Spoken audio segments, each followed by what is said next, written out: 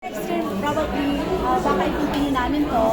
So, every year, we'll be having our fashion show to showcase all our new designs for this year. Itong fashion show natin na to is will cater all the designs na nilabas natin for 2025. At the same time, for our next project na design for 2026. So nakikita namin ang iyong Card of the Ocean. Ano ba totoo ba yun? Inspired nga doon? Or yun yung nawawala Card of the Ocean? Ano sa tingin mo yun? No, this is, etong design na to is created by my business partner, one of our factories. Ginawa talaga na to exclusively for me because this is one full tanzanite. It's all natural. Actually, this is baliktaran eh. You can wear the back part. So it's up to you kung ano mo siya, kung paano mo siya susunod. How wearing ganyan? And is this something na pwede namin i-request? For example, sa mga ganyan items? Yeah, actually, tanzanite, I believe tanzanite is one of the expensive gemstones. There are many tanzanites there, natural, mas expensive pa kaysa diamond. Like Paraiba. It depends there. If it's natural.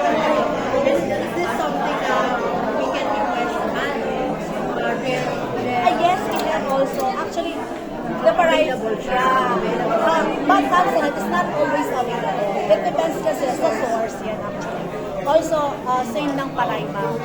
Pero may parating akong Paraiba. Meron ka parating na Yes, Paraiba. parating na because so many customers are requested. Gano'n naman nag-request? Gano'n kahirap mag-celebrate? It's very hard actually. It's very hard. Congrats, paano yun ang kalakasan ng source? Ganun talaga yung model. We can source everything. All kinds of gemstones na kailangan ninyo. We can get it. And yung variety nyo, ma'am, can you share lang isang galing ko? Wala pa. Wala pa. Secret. Secret. Yes, secret. Actually, yung Paraiba na yun, 1 year ko siya sinusource. So, last 2 weeks ago, nakuha ko pa lang din yung pinaka-sample. So, probably I can produce that by next year. So, Kailangan mo kami yes, stones muna kasi yun. So, from the stones, we'll create that one into ring, into earrings, necklaces. So, for now, I got my stones. So, yun, imamount namin yun sa iba-ibang klase ng jewelry.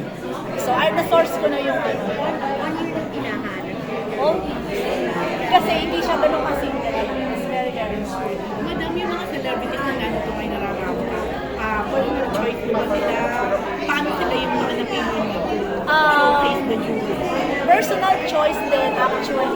Kasi sila yung mga, lahat sila almost din. Sila din talaga yung mga bumili sa amin. So I don't want to get celebrities na hindi naman talaga nakapagtangkilik ng diamond natin. So next time probably, kung sino yung mga celebrity talaga nakaranas na ng aming mga lakas, sila po yung kukunin namin. Kasi they can testify na ito yung Maddox jewelry.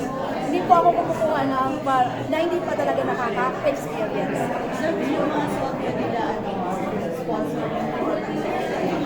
Yung suit po na yan, kami na po yung nag-provide ngayon. Because those designs, yung iba po doon is the design from our 2025. And then some naman, for 2026 namin. Is this also a parang Thanksgiving event din? Yes, another one also, Thanksgiving din sa mga celebrity na nagtitiwala po sa amin.